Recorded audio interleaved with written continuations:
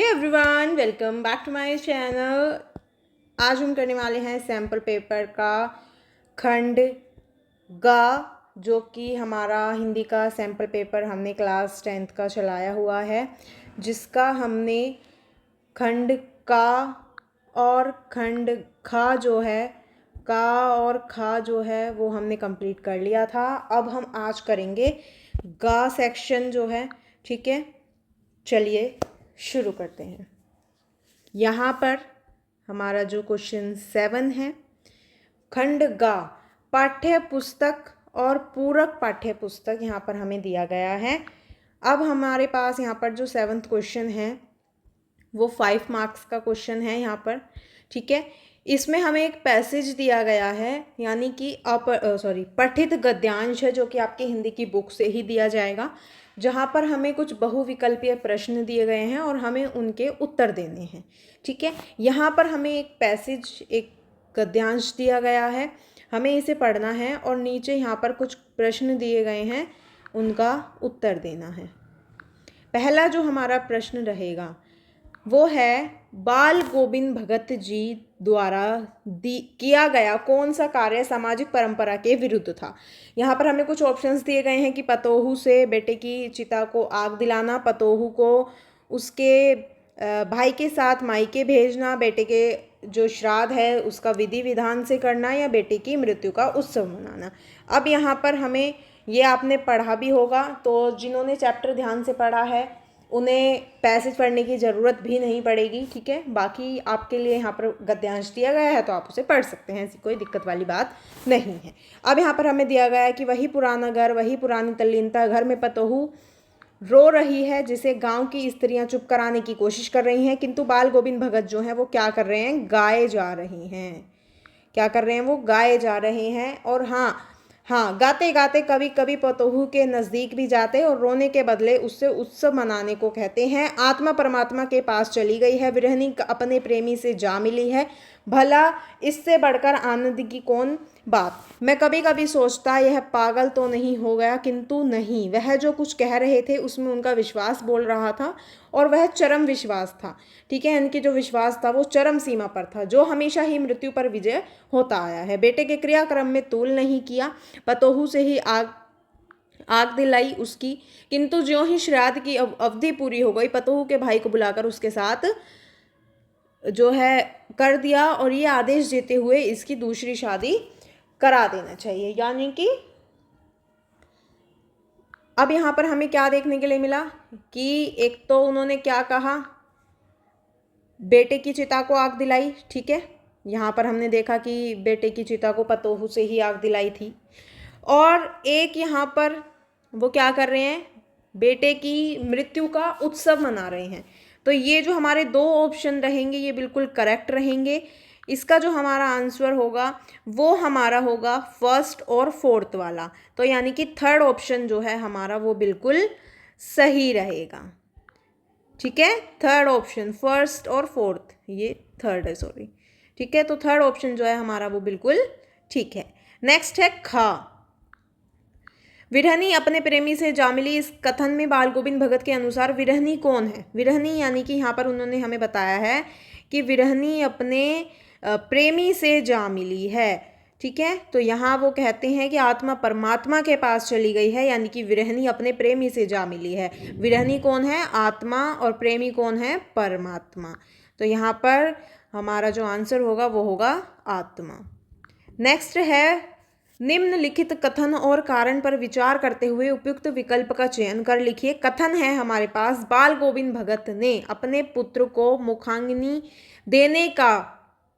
अग्नि देने का कार्य अपनी पुत्र वधू से कराया, ठीक है। ये सही है, क्योंकि हमने अभी पढ़ा कि उन्होंने अपने पुत्र वधू से ही जो अग्नि है वो दिलवाई।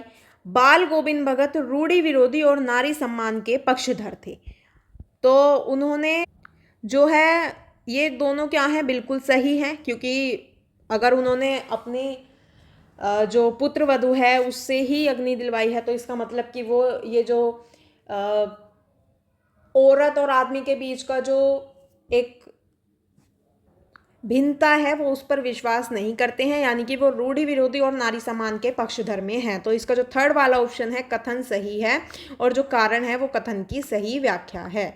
ये इसका आंसर रहेगा। घा है, लेखक को यह संदेह है कि बाल गोविंद भगत कहीं पागल तो नहीं हो गए हैं, क्योंकि वो क्या कर रहे हैं, वो पतोहू को उसके भाई के साथ मायके भेज रहे हैं। ये भी ठीक है। एक मिनट, सॉरी, ये वाला नहीं। वे रोने के बदले उत्सव मनाने को कह रहे थे, वे पुत्र के मृत्यु के बाद गाए जा रहे हैं, और वे पतोहू को चुप कराने की कोशिश कर रहे हैं। तो इसका जो हमारा आंसर रहेगा वो हमारा रहेगा कथन 2 और जो 3 है वो सही है। यानी कि वो क्या कर रहे हैं, वो रोने के बदले एक तो उत्सव मना रहे हैं, और अभी हमने पढ़ा गद्यांश में कि वो पुत्र की मृत्यु के बाद गाए जा रहे हैं। तो इसका जो हमारा फोर्थ ऑप्शन है वो बिल्कुल सही रहेगा। नेक्स्ट है हमारा क्वेश्चन डा, ठीक है, यहाँ पर ये फोर्थ हमारा ऑप्शन था। बेटे की मृत्यु के बाद बाल गोविंद भगत अपनी बहू से क्या अपेक्षा रखते हैं? वह उनकी आजीवन सेवा करे, वह विधवा का जीवन व्यतीत करे, वह कबीर के गीत गाया करे, या वह पुनर्विवाह कर ले।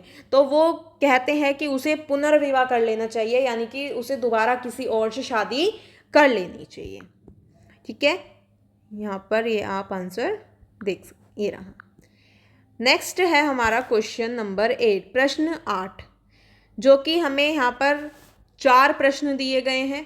ठीक है, जिसमें से 3 प्रश्न के उत्तर हमें देने हैं। 25 से 30 शब्दों में हमें ये आपको आंसर लिखना है। अब यहाँ पर हमें 4 क्वेश्चन दिए गए हैं। फर्स्ट क्वेश्चन जो हमारा का है वो रहेगा, नेताजी का चश्मा कहानी के आधार पर हालदार साहब के व्यक्तित्व का परिचय लिखना है। तो जिन्होंने चैप्टर पढ़ा है बस चैप्टर को अच्छे से पढ़िए, क्योंकि हिंदी के चैप्टर्स जो हैं जब आप उन्हें 2-3 बार भी अगर अच्छे से ध्यान से पढ़ लेते हैं तो वो बिल्कुल आपके दिमाग में बैठ जाते हैं। तो यहाँ पर हमें जो हालदार साहब हैं उनके व्यक्तित्व पर हमें परिचय देना है। ठीक है, तो यहाँ पर बताया गया है कि जब तक हालदार साहब ने कैप्टन को नहीं देखा था तब तक वो उसे एक फौज का जवान समझते थे, और उन्होंने सोचा था कि वो एक फौजी की तरह ही अपनी जो दिनचर्या है उसको एक अनुशासित रूप से उसका पालन करता है। ठीक है, उन्हें लगता था कि जो चश्मे वाला है, चश्मे वाले का फौज में होने के कारण लोग उसे कैप्टन कहकर बुलाते हैं, लेकिन वो जो है कैप्टन नहीं था। ठीक है, हालदार साहब का व्यक्तित्व जो है वो देशभक्ति की भावना से ओतप्रोत था, और वो शहीदों और देशभक्तों का सम्मान करते थे। देशभक्ति का मजाक उड़ाया जाना वो बिल्कुल भी पसंद नहीं करते थे, और वो स्वभाव से बहुत ज़्यादा भावुक थे। तो इस तरह से आप लिख सकते हैं। हालांकि हमें 25 से 30 शब्दों में ही इसका आंसर लिखना है, लेकिन यहाँ पर आपको इतना बड़ा आंसर दिया गया है, आपको इसमें से जिस तरह से अच्छा लगे आप उस तरह से बनाकर लिख सकते हैं।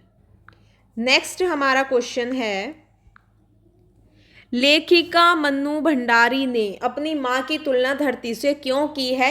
एक कहानी यह भी पाठ के आधार पर स्पष्ट कीजिए। यहाँ पर हमें बताना है कि जो लेखिका है मन्नू भंडारी, जिन्होंने एक कहानी यह भी पाठ जो आपका है वो लिखा है, उसकी लेखिका हैं। तो यहाँ पर हमें बताना है कि वो अपनी माँ की तुलना धरती से क्यों करती हैं। धरती की तरह ही जो उनकी माँ है उनमें भी असीम धैर्य और सहन शक्ति है। आप इसे चाहें तो पॉइंट में भी लिख सकते हैं, सभी आंसर्स को आप पॉइंट में लिख सकते हैं, या फिर आप चाहें तो पैसेज में भी लिख सकते हैं। लेकिन यदि आप पॉइंट में लिखते हैं तो शायद ज़्यादा अच्छा आपके लिए रहता है, क्योंकि टीचर जो है उसको एकदम क्लियर हो जाता है आंसर, और वो जल्दी जल्दी चेक कर सकता है पेपर को। ठीक है, तो लेखिका जो है वो धरती की तरह ही उनकी जो माँ है वो उनका मानना है कि धरती की तरह ही उनकी जो माँ है उनमें भी असीम धैर्य और सहन शक्ति है। उन्होंने भी अब धरती की तरह ही केवल जो देना ही सीखा है, यानी कि हमेशा वो क्या करती हैं, त्याग करती हैं। सब चीज़ें वो अपनी खुशी ना देखकर सामने वाले की खुशी देखती हैं, और उसको जो भी चीज़ की ज़रूरत होती है वो उसे दे देती हैं। किसी से कुछ पाने की वो कभी इच्छा नहीं रखती थी। अपने शांत स्वभाव के कारण वो बहुत ज़्यादा सहनशील थी, और पिता की ज़्यादतियाँ और बच्चों की फरमाइश हमेशा जो है मानती थी। नेक्स्ट हमारा क्वेश्चन है गा, मेरे मालिक एक सुर बख्श दें। सुर में वह तासीर पैदा कर कि आंखों से सच्चे मोती की तरह अनपढ़ आंसू निकल आए, अनगढ़ आंसू निकल आए। नौबत खाने में इबादत पाठ के आधार पर बिस्मिल्लाह खां के इस कथन को स्पष्ट कीजिए। यहाँ पर हमारा जो आंसर रहेगा वो ये रहेगा कि बिस्मिल्लाह खां एक महान कलाकार हैं और उन्होंने अभिमान जो है उन्हें छू भी नहीं पाया है, यानी कि उनमें बिल्कुल भी घमंड नहीं है कि वो इतने बड़े कलाकार हैं, इतने महान कलाकार हैं। ठीक है, सफलता के शिखर पर पहुंचने के बाद भी वे खुदा से ऐसा सुर मांगते हैं कि वो कहते हैं कि ये खुदा मुझे ऐसा सुर दे जिसे कि सुनकर जो लोग हैं वो आनंदित हो उठें और इस आनंद से उनके रोम रोम जो हैं वो भीग जाएं, उनकी आंखों से आनंद के जो आंसू हैं वो बह निकले। नेक्स्ट है लेखक संस्कृति और असंस्कृति और सभ्यता असभ्यता के भ्रमजाल में फंसे मनुष्य से क्या प्रश्न करता है। ठीक है, तो यहाँ पर जो लेखक हैं, यहाँ पर बताया गया है कि लेखक एक संस्कृति और असंस्कृति और सभ्यता और असभ्यता में जो फंसे हुए लोग हैं के भ्रमजाल में जो फंसे हुए मनुष्य हैं उनसे क्या प्रश्न करता है। तो वो प्रश्न करता है कि मनुष्य की जो योग्यता है उससे आत्म विनाश के साधनों का आविष्कार कराती है। ठीक है, यानी कि मनुष्य की जो योग्यता है वो क्या करती है, आत्म विनाश के जो साधन है उनका आविष्कार मनुष्य खुद ही करता है और जो योग्यता है वो आत्म विनाश के साधनों का आविष्कार कराती है। उसे संस्कृति कहना उचित है या असंस्कृति, एक ये प्रश्न उनका रहा। ठीक है, दूसरा उनका जो प्रश्न है वो ये है कि इसी प्रकार जिन साधनों के बल पर वो दिन रात आत्मविश्वास में जुटा हुआ है उसे सभ्यता समझे या असभ्यता समझे। नेक्स्ट है यदि संस्कृति का कल्याण की भावना से नाता टूट जाएगा तो वो क्या हो जाएगी, असंस्कृति हो जाएगी, असंस्कृति होकर वो रह जाएगी। और एक ऐसी संस्कृति का अवश्य भावी परिणाम असभ्यता के अतिरिक्त दूसरा क्या होगा, यानी कि जब एक संस्कृति असंस्कृति में बदल जाएगी तो सभ्यता भी क्या होगी, असभ्यता में बदल जाएगी। नेक्स्ट है प्रश्न 9, जहाँ पर आपको एक काव्यांश दिया गया है जो आपकी बुक से ही लिया जाएगा। यहाँ पर हमें कुछ बहुविकल्पीय प्रश्न दिए गए हैं। पहला प्रश्न है तार सप्तक में जब बैठने लगता है उसका गला, इस पंक्ति में उसका शब्द जो है वो किसके लिए प्रयोग किया गया है, संगीतकार के लिए, संगीतकार के लिए, तबला वादक के लिए या मुख्य गायक के लिए। तो उसका मतलब कि किसका गला बैठ रहा है या कौन गा रहा है जिसका गला गाते गाते बैठ रहा है। यहाँ पर हमें जो कुछ पंक्तियाँ दी गई हैं, काव्यांश दिया गया है, उसे पढ़ते हैं और फिर इसका आंसर हम ढूंढते हैं। तार सप्तक में जब बैठने लगता है उसका गला, यहाँ से आपकी ये लाइन ली गई है। ठीक है, प्रेरणा साथ छोड़ती हुई उत्साह अस्त होता हुआ, यानी कि जो प्रेरणा है जब उसका गला बैठने लग जाता है तार सप्तक में, यानी कि बहुत जब एक जो धुन है या जो आपका, जब आप देखेंगे कि कोई भी गाना या आवाज़ जो है जब वो ऊंची जाती है तो वो तार सप्तक में होती है। ठीक है, तो तार सप्तक जब कोई भी गाता है तो उसका गला बैठने लगता है क्योंकि वो एकदम बहुत तेज, ऐसे तेज नहीं, मतलब एक ऊंची आवाज़ में गाना होता है। ठीक है, प्रेरणा जो है वो साथ छोड़ती है, उत्साह जो है वो कम होता जाता है, आवाज़ जो है वो गिरती हुई चली जाती है और तभी मुख्य गायक को ढांढस बंधाता कहीं से चला आता है संगीतकार का स्वर। तो यहाँ पर कौन आया है, संगीतकार, यानी कि गाने वाले की मदद करने कौन आया है, मुख्य गायक के जो गा रहा है, ठीक है, जिसका गला बैठ रहा है, उसकी मदद करने कौन आया है, संगीतकार आता है। तो यहाँ पर उसका यानी कि किसका गला बैठा है, मुख्य गायक का। मुख्य गायक के लिए यहाँ पर उसका जो शब्द है वो प्रयोग किया गया है। खा है निम्नलिखित काव्य पंक्तियों में से किस पंक्ति से मुख्य गायक के उत्साह के क्षीण होने का पता चलता है। आवाज़ से राख जैसा कुछ गिरता हुआ, प्रेरणा साथ छोड़ती हुई, उत्साह अस्त होता हुआ, कहीं से चला आता है संगीतकार का स्वर, उसकी आवाज़ में जो एक हिचक साफ सुनाई देती है। तो यहाँ पर मतलब हमें बताना है कि कौन सी पंक्ति है जिससे जो मुख्य गायक है, जो गाने वाला है, उसका जो उत्साह है वो क्षीण हो रहा है, वो कम हो रहा है। तो यहाँ पर जो हमारा फर्स्ट है आवाज़ से राख जैसा कुछ गिरता हुआ, और जो सेकंड है प्रेरणा साथ छोड़ती हुई उत्साह अस्त होता हुआ। तो ये जो दो पंक्तियां हैं यानी कि ऑप्शन ए जो है कथन 1 और 2, ये दोनों इसका मतलब कि ये दोनों जो हैं सही हैं और ये इसका आंसर है। नेक्स्ट है ग। निम्नलिखित कथन और कारण पर विचार करते हुए उपयुक्त विकल्प का चयन कर लिखिए। कथन यहाँ पर हमें दिया गया है कि संगतकार की आवाज में एक हिचक साफ सुनाई देती है और वो अपनी आवाज को ऊंचा नहीं उठने देने की कोशिश करता है। दूसरों को सफल बनाने के लिए त्याग करना मनुष्यता होती है। संगतकार का त्याग जो है उसकी मनुष्यता का परिचायक है। तो इसका जो हमारा ये कथन भी सही है, कारण भी सही है, और जो कथन है वो कारण की मतलब कि जो कारण है वो कथन की सही व्याख्या करता है। तो ऑप्शन 3 जो है हमारा वो बिल्कुल सही रहेगा। नेक्स्ट है घा। संगतकार किस प्रकार मुख्य गायक को एहसास दिलाता है कि वह अकेला नहीं है? मुख्य गायक के समान भारी स्वर में गाकर, मुख्य गायक को प्रेरित करके, मुख्य गायक से ऊंचे स्वर में गाकर, या मुख्य गायक के टूटते स्वर में अपना स्वर मिलाकर। तो इसका जो 4th ऑप्शन रहेगा वो हमारा बिल्कुल ठीक रहेगा, क्योंकि जब मुख्य गायक जो है वो हार जाता है, टूट जाता है, या उसका जो स्वर है वो टूटने लगता है या वो थक जाता है, तो जो संगतकार है वो उसकी मदद करता है। नेक्स्ट है हमारा डा।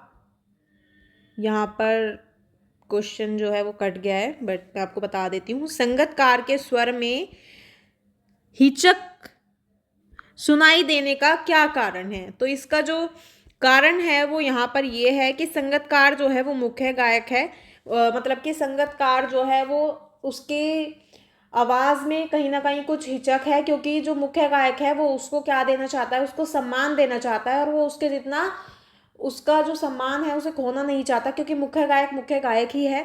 तो मुख्य गायक जो है वो वहाँ पर गा रहा है, वो मुख्य गायक है वहाँ का।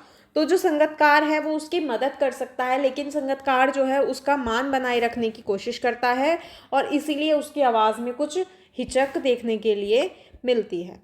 नेक्स्ट है हमारा क्वेश्चन नंबर 10। यहाँ पर कविताओं के आधार पर हमें 4 प्रश्न दिए गए हैं, जिनमें से 3 प्रश्नों का हमें उत्तर देना है 25 से 30 शब्दों में। ठीक है।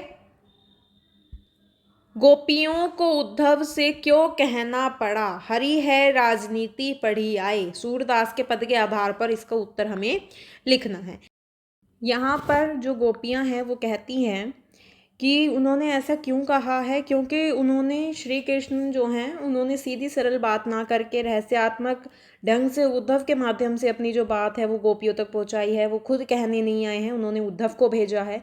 गोपियों को उद्धव से हरी है राजनीति पढ़ी आए इसलिए कहना पड़ता है क्योंकि उन्हें श्री कृष्ण का जो व्यवहार है वो छलपूर्ण और राजनीति सा प्रेरित लगता है। कृष्ण ने प्रेम का वादा करके योग का संदेश भेजा, जिससे कि जो गोपियां हैं उनको लगा कि अब वो चालाक हो गए हैं, राजनीतिक की तरह से छल करने लगे हैं। सूरदास के पद में गोपियां जो हैं वो कृष्ण के प्रति अपनी जो प्रेम है उसको व्यक्त कर रही हैं, अपने प्रेम को, और उद्धव द्वारा लाए गए संदेश को स्वीकार करने से वो इनकार कर देती हैं। उनको बिल्कुल भी अच्छा नहीं लगता है कि श्री कृष्ण खुद ना आकर और उद्धव के माध्यम से, उद्यम के द्वारा वो जो संदेश है उसको भेजते हैं। कृष्ण के मथुरा चले जाने के बाद जो गोपियां हैं उनकी प्रतीक्षा करती हैं, लेकिन उनकी जगह कृष्ण ने जो उनको योग का संदेश भेजा, जिससे कि गोपियों को गहरा आघात लगता है। नेक्स्ट है हमारा सो बिलगाऊ बिहाई समाजा ना तमारे जेही सब राजा। परशुराम जी के मुंह से ऐसा सुनकर लक्ष्मण की क्या प्रतिक्रिया रही? सारे राजाओं के मारे जाने की बात सुनकर लक्ष्मण जो हैं वो मुस्कुराने लगते हैं। उन्होंने परशुराम से व्यंग्य के स्वर में कहते हैं कि बचपन में मैंने बहुत सी धनुइयाँ तोड़ी हैं, तब तो आपने ऐसा क्रोध कभी नहीं किया। इस धनुष से आपको इतना मोह क्यों है? लक्ष्मण हंसते हैं और परशुराम का अपमान करते हुए बोलते हैं कि बचपन में उन्होंने बहुत सी धनुष तोड़ी पर कभी भी इतना क्रोध नहीं किया। और वे परशुराम से पूछते हैं कि इस धनुष से आपका इतना मोह क्यों है? उत्साह और अट नहीं रही है। कविताओं के आधार पर सूर्यकांत त्रिपाठी निराला जी के प्रकृति चित्रण का वर्णन अपने शब्दों में यहाँ पर हमें लिखना है। कविता में फागुन ऋतु का वर्णन किया गया है। प्रकृति का एक अनुपम सौंदर्य देखने के लिए मिलता है। चारों ओर हरियाली, पेड़ पौधे, नई नई पत्तियां, नए फूल आ जाते हैं। सुगंधित हवा जो है वो बहने लगती है, ठीक है। और हर तरफ इतना अधिक प्राकृतिक सौंदर्य नजर आ रहा है जिससे कि जो कि आंखों में समा रहा है और आंखों में समा पाना उसे मुश्किल है। नेक्स्ट है आत्मकथ्य कविता के माध्यम से कवि श्री जयशंकर प्रसाद जी के व्यक्तित्व की जो झलक मिलती है वह उनकी ईमानदारी और साहस का प्रमाण है, स्पष्ट कीजिए। इसका जो हमारा आंसर रहेगा, आत्मकथ्य कविता के माध्यम से कवि जयशंकर प्रसाद जो हैं उनके व्यक्तित्व की जो ईमानदारी और साहस की हमें झलक मिलती है। कविता में प्रसाद जी जो हैं वो अपने जीवन के सुख दुख, संघर्ष, उनकी जो असफलताएं हैं उनको निडर होकर उन्होंने स्वीकार किया है और वो अपनी दुर्बलताओं को भी छिपाने की कोशिश नहीं करते हैं, जो कि ईमानदारी का एक प्रमाण है, ठीक है। यानी कि उनकी जो भी दुर्बलताएं हैं, जो उनमें कमी है, उनकी जो भी कमियां हैं, वो सब चीज़ें जो हैं अपनी क्या हैं बता रहे हैं, उनको छुपा नहीं रहे हैं, और ये उनकी ईमानदारी का प्रमाण है। साथ ही उन्होंने अपनी आत्मकथा में मतलब कि आत्मकथा ना लिखने का निर्णय भी साहसपूर्वक लिया, ये जानते हुए कि इससे लोग उनकी आलोचना कर सकते हैं। ये उनके आत्मविश्वास और अपने विचारों पर एक दृढ़ रहने के साहस को दर्शाता है। नेक्स्ट है हमारा 11 क्वेश्चन, जो हमारा 11 है। यहाँ पर हमें कुछ क्वेश्चन दिए गए हैं, 3 प्रश्न दिए गए हैं जिनमें से 2 आपको करने हैं। ये 50-60 शब्दों में आपको करने हैं। 2 प्रश्न हैं जो कि 4 नंबर का आपका एक प्रश्न रहने वाला है। पहला प्रश्न जो हमारा यहाँ पर रहेगा, माता का आंचल पाठ में ग्राम्य संस्कृति के जिस रूप का चित्रण है वह आधुनिक युग में पर्याप्त अंशों में परिवर्तित हो चुका है। परिवर्तित रूप से कुछ उदाहरण देते हुए इस कथन के समर्थन में अपने विचार हमें लिखने हैं। तो माता का आंचल पाठ में ग्राम्य जीवन और संस्कृति की जो सरलता, सादगी और सामूहिकता है उसका वर्णन किया गया है, ठीक है। सबसे पहले आप ये लिख देंगे। उसके बाद वर्तमान समय में ग्राम्य जीवन में कई परिवर्तन आए हैं और अब गाँव में जो शहरीकरण है उसका प्रभाव देखा जा सकता है। आधुनिक तकनीक आ गई है, शिक्षा, संचार के साधनों ने जो ग्राम्य जीवन है उसको बदल कर रख दिया है।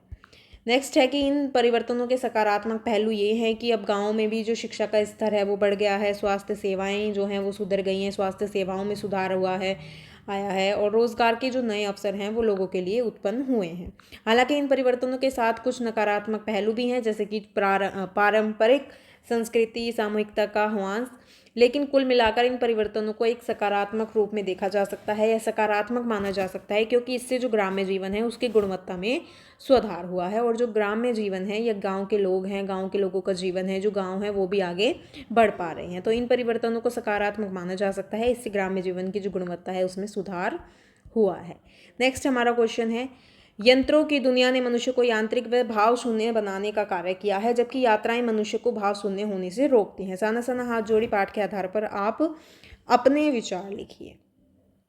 यहाँ पर जब हम ये वाला क्वेश्चन करते हैं तो हमें यहाँ पर हम बताते हैं कि मनुष्य की जो नीरस है, मनुष्य की नीरस होती जीवन शैली से मुक्ति दिलाने में जो यात्राएं हैं वो बहुत महत्वपूर्ण भूमिका निभाती हैं। अगर आप बहुत ज़्यादा थके हारे हैं, आपका मन नहीं लग रहा है, आप बहुत ज़्यादा बोर फील कर रहे हैं, किसी भी काम में आपको मन नहीं लग रहा है, आपको बिल्कुल अच्छा नहीं लग रहा है, तो आपको थोड़ा सा ट्रैवल करना चाहिए, कहीं भी घूम के आना चाहिए, चाहे 1 दिन के लिए, 2 दिन के लिए या ज़्यादा दिन के लिए भी। तो उससे क्या होता है कि हमारा जो माइंड है वो फ्रेश हो जाता है। तो इसी तरह से यहाँ पर जो ये पार्ट है आपका साना साना हाथ जोड़िए, इसमें बताया गया है कि जब मनुष्य को जो जीवन है वो नीरस हो जाता है, उदास हो जाता है, मनुष्य दुखी रहने लग जाता है, उसका व्यक्ति का कहीं भी मन नहीं लगता है, तो उसे जो यात्राएं हैं वो उसे उस दुख से निकालने में बहुत एक महत्वपूर्ण भूमिका निभाती हैं, ठीक है। तो ये आपके लिए भी है। मनोरंजन, ज्ञानवर्धन और अज्ञात स्थलों की जानकारी के साथ साथ भाषा और जो संस्कृति है उसका भी आदान प्रदान होना चाहिए, यानी कि आपको अलग अलग तरह की जगह घूमने जाना चाहिए जिससे कि आपको माइंड फ्रेश हो और साथ साथ आपको उस वहाँ की जगह का ज्ञान भी मिल सके। साना साना हाथ जोड़े यात्रा वृत्तांत में जो लेखिका हैं उनकी सिक्किम की यात्रा बहुत ही मोहक, आकर्षक और आनंदपूर्ण थी। वहाँ का जो अनुपम सौंदर्य है उनकी आत्मा को छू गया था।